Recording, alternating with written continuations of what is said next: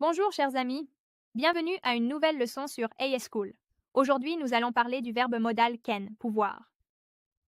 Ainsi, can est un verbe modal. Il exprime la capacité ou l'aptitude de quelqu'un à faire quelque chose. I can read, je peux lire.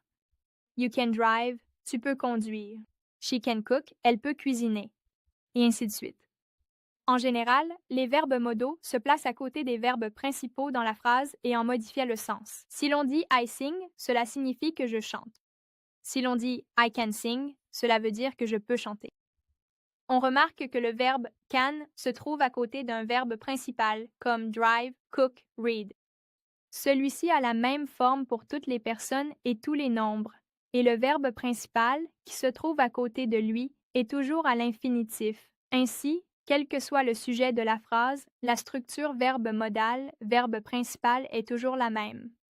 Si nous voulons dire que quelqu'un ne peut pas faire quelque chose, alors nous utilisons la négation de can, c'est-à-dire cannot ou son abréviation can't.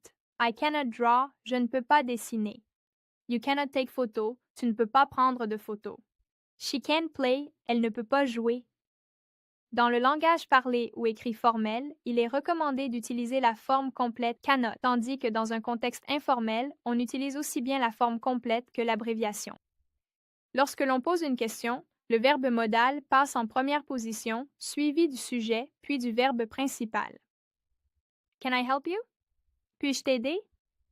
Can you swim? Peux-tu nager? Can he play football? Peut-il jouer au football?